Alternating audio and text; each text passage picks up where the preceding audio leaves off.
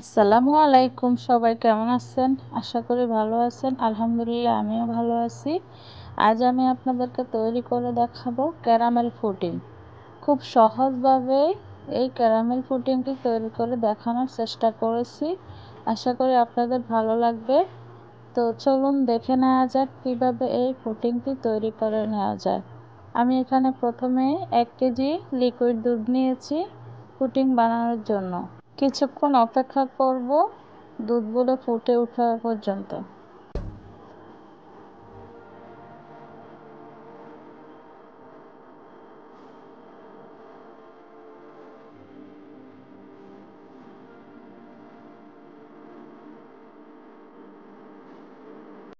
এরই মাঝে দুধগুলো ফুটে উঠেছে।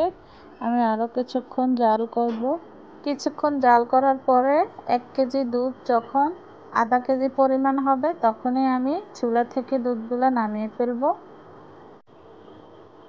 এরই মাঝে প্রায় হয়ে আসছে দুধগুলো।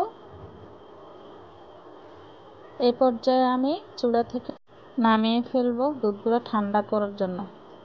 তো এখানে আমি ক্যারামেল বানানোর জন্য 1/2 কাপ চিনি নিয়েছি, 2 টেবিল চামচের মতো পানি দিয়েছি। তো ক্যারামেল বানানোর জন্য চিনির সাথে একটু পানি দিলে ক্যারামেলটা খুব সুন্দরভাবে হয়।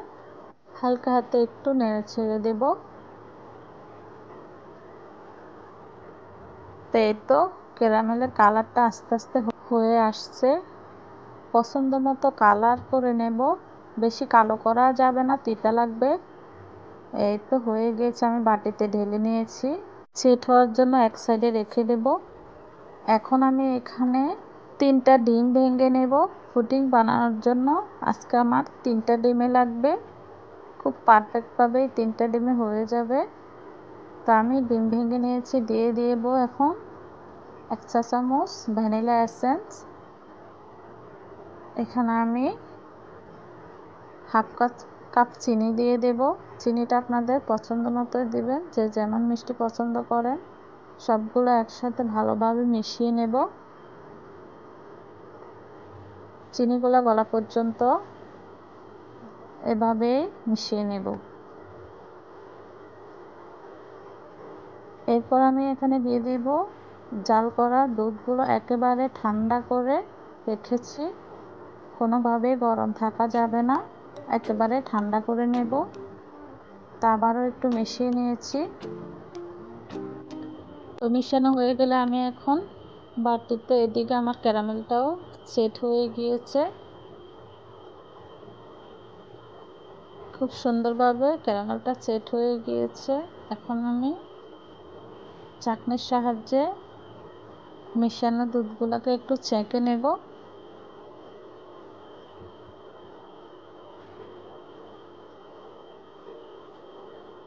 এভাবে আস্তে আস্তে নেড়ে ছেড়ে ছেঁকে নেব।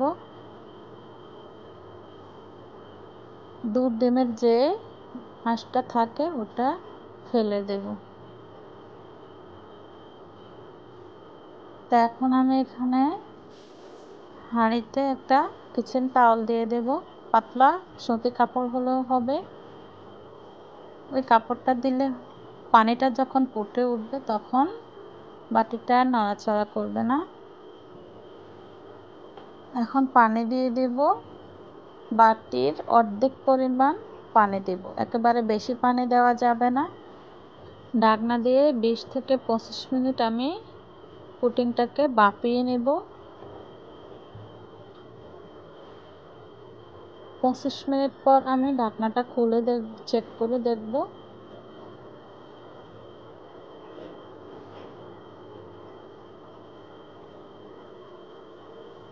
একটা কাঠির সাহায্যে আমি চেক করে দেখব। কাঠিটা শুকনো থাকলে বুঝবো পুডিংটা হয়ে গিয়েছে। এই তো আমি এখন ঠান্ডা করে 1 ঘন্টা নর্মাল ফ্রিজে রাখবো। ফ্রিজ থেকে বের করে নিয়েছি পুডিংটা, একেবারে সেট হয়ে গিয়েছে।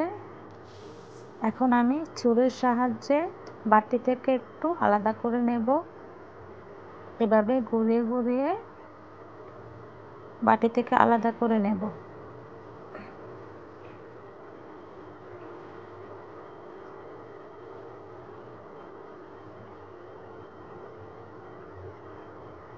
এভাবে প্লেটে আমি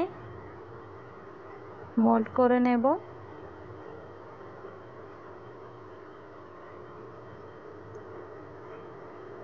মাশাআল্লাহ, অনেক সুন্দর হয়েছে আমার পুডিংটা, পারফেক্টভাবে পুডিংটা হয়েছে। কতটা লোভনীয় দেখে বোঝা যাচ্ছে। আপনারাও এভাবে ট্রাই করে দেখতে পারেন। অবশ্যই আমার এই রেসিপিটি ফলো করলে পুডিংটা ভালো হবে। আমি এখন একটু কেটে দেখাচ্ছি। অনেকটাই লোভনীয় হয়েছে। তো আমার আজকের এই ভিডিওটি যদি আপনাদের ভালো লাগে অবশ্যই লাইক কমেন্ট করে আমার চ্যানেলটি সাবস্ক্রাইব করে পাশে থাকবেন আর আমার জন্য দোয়া করবেন। আপনাদের জন্য আরও নতুন নতুন সুন্দর সুন্দর ভিডিও নিয়ে যেন আসতে পারি। আর আজকের জন্য এখানে বিদায়। আল্লাহ হাফেজ।